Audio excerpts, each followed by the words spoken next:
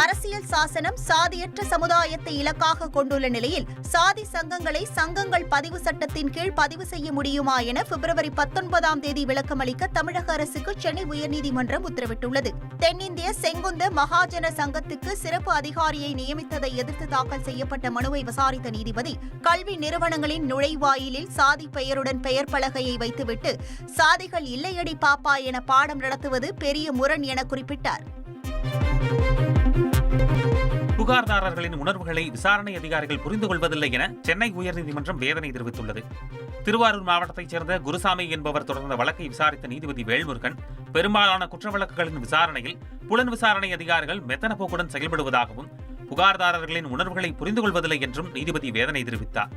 மேலும் குற்ற வழக்குகள் புலன் விசாரணையின் போது சட்ட விதிகளை கண்டிப்புடன் பின்பற்றும்படி காவல்துறை அதிகாரிகளுக்கு அறிவுறுத்தல்களை வழங்க தமிழக டிஜிபிக்கு நீதிபதி உத்தரவிட்டார்.